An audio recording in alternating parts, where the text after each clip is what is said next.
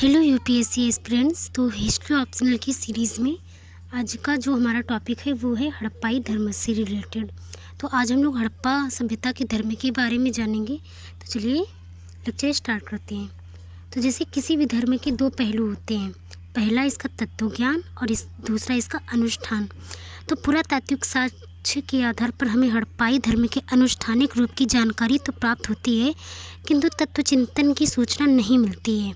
अब अनुष्ठानिक रूप की जानकारी में कैसे प्राप्त हुई कि जैसे मोहनजोदाड़ो से वो जो यज्ञ कुंड मिले हैं और जो पुरोहित की प्रतिमा मिली है, स्वास्तिक का चिन्ह मिला हुआ है, तो इससे पता चलता है कि यहाँ पर अनुष्ठान होता था। अनुष्ठान का मतलब होता है हवन, यज्ञ, ये सब करना। लेकिन तत्व चिंतन की कोई सूचना नहीं मिलती है। इसलिए सूचना नहीं मिलती क्योंकि हम लोग इनके जो लिपि है उसे पढ़ नहीं पाए हैं, तो हम लोग नहीं बता सकते कि इनमें तत्व चिंतन था भी या नहीं। तो हड़प्पाई धर्म की विशेषताएं देख लेते हैं। तो इसमें क्या क्या इनकी विशेषताएं थी इनके धर्म की।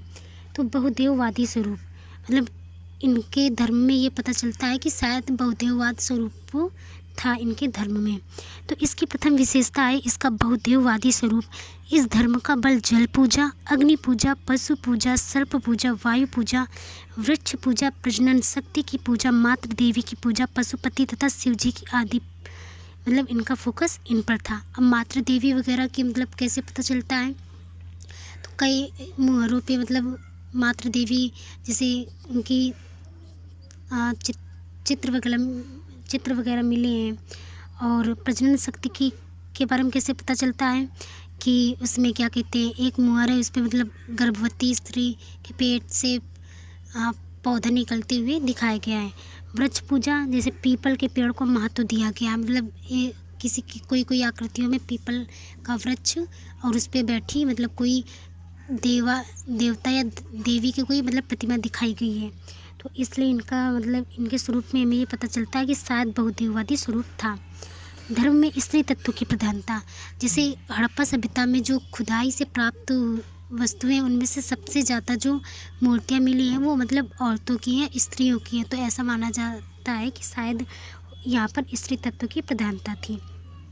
अगर हम गुप्त काल से तुलना करें तो हमें यह ज्ञात होता है कि गुप्त काल में देवियों की उपासना देवताओं के सहयोगियों के रूप में की जाती थी, जबकि हड़प्पा सभ्यता के अंतर्गत देवियों की उपासना कुंवारी कन्याओं के रूप में हुई है। धर्म द्वारा उत्पादन को प्रोत्साहन, हड़प्पाई धर्म में कई ऐसे अनुष्ठान थे जो अप्रत्यक्ष रूप से उत्पादन को प्रोत्साहन दे रहे थे। जैसे यज्ञ में जल अनाज की आहुति दी जाती थी, और स्त्री के गर्भ से निकलता हुआ पौधा ये दिखाता है कि ये उत्पादन को प्रोत्साहन मिल रहा है। तो एग्जाम्पल पे प्रजनन शक्ति की पूजा, सर्प पूजा और वृक्ष पूजा। बच्चों के गले में पड़ी ताबीज़ तंत्रवाद की ओर संकेत करती है, ताबीज़ के साक्ष्य मिले हैं, तो पता चलता है कि शायद यहाँ पर तंत्र मंत्र भी होता था। हड़प्पाई धर्म में भक्तिवाद तथा मृत्यु के बाद के जीवन की अवधारणा की भी झलक मिलती है। इस प्रकार हड़प्पाई धर्म ने आगे विकास को प्रोत्साहन दिया। इसने भारतीय जीवन के साथ घुल मिलकर परवर्ती काल के हिंदू धर्म का आधार निर्मित किया। मृतक संस्कार पद्धति, अब देख लेते हैं इनके मृतक संस्कार पद्धति कैसी थी। तो मृतक संस्कार पद्धति किसी भी समुदाय की सोच एवं जीवन दृष्टि को दर्शाती है। मृतक संस्कार की पद्धतियाँ दो प्रकार की थी, सावधान और दाह संस्कार। सावधान में क्या होता था, पूर्ण समाधिकरण, समाधि में शव को रख दिया जाता था, और एक था आंशिक समाधिकरण। आंशिक समाधिकरण में ये होता है कि शव को खुले मैदान में छोड़ दिया जाता था, फिर उसे पशु पक्षी खा लेते थे, तो जो बचता था, जो हड्डियाँ वगैरह बचती थी, फिर उनका सौदा कर दिया जाता था। और दाह संस्कार में क्या था, शव को अग्नि में जलाया जाता था, जो अभी भी हिंदू धर्म में जलाया जाता है। हड़प्पाई लोगों की सावधान पद्धति अधिक विकसित थी। हड़प्पाई, कालीबंगा, लोथल, राखीगढ़ी आदि से कब्रगाह के साक्ष्य मिले हैं। अब जैसे मेहरगढ़ में बकरी शव के साथ बकरी को दफनाया गया है, बुलझोम में शव के साथ कुत्ते को दफनाया गया है, और उन सभी के साथ क्या था कि कुछ चीज़ें, खाने पीने की चीज़ें या आभूषण वगैरह दफनाए गए थे। तो ये शायद इन लोगों की ये अवधारणा होगी कि मरने के बाद ये लोग इनके खाने पीने का सामान रख दिया जाए। सावधान पद्धति में पूर्ण समाधिकरण का प्रचलन अधिक था। मृतक को उत्तर दक्षिण दिशा में लिटाया जाता था। उसके साथ आवश्यकता की सामग्रियां भी दफनाई जाती थी। अभी जैसे होता है यहाँ पे अगर एग्जाम्पल लिखना है तो 2 एग्जाम्पल लिख सकते हैं। जैसे मेहरगढ़ में 100 के साथ बकरी को मतलब रखा गया था और बुर्ज होम में 100 के साथ कुत्ते को रखा गया था और उनके साथ मतलब थोड़े थोड़े सामान भी। आंशिक समाधिकरण में मृतक को कुछ काल के लिए खुले आकाश के नीचे छोड़ दिया जाता था। ये हम मतलब डिस्कस कर चुके हैं फिर भी, ताकि पशु पक्षी उनका भक्षण करे और फिर बचे हुए अंश को दफना दिया जाता था। उन्होंने मिस्र की तरह अनोखे कब्रगाह का निर्माण कर संसाधनों का अपव्यय नहीं किया। जैसे मतलब हड़प्पाई सभ्यता वालों ने मतलब मिस्र की तरह संसाधनों का मतलब गलत प्रयोग नहीं किया। इस प्रकार सावधान पद्धति सामाजिक और सांस्कृतिक विविधता की ओर संकेत करती है, जो किसी भी नगरीय सभ्यता का आवश्यक लक्षण है। अब देख लेते हैं हड़प्पाई सभ्यता में जो विकास एवं तकनीक विकास ये किस स्थिति में था। तो विकास और तकनीकी के क्षेत्र में हड़प्पाई लोगों की उपलब्धियां सराहनीय है। इसकी लिपि अपठनीय होने के कारण हम वैज्ञानिक दृष्टिकोण से पूरी तरह से अपरिचित हैं, किंतु उपलब्ध पुरातात्विक साक्ष्यों का अन्वेषण करने पर विज्ञान और तकनीकी के क्षेत्र में अनेक उपलब्धियां उजागर हो जाती हैं।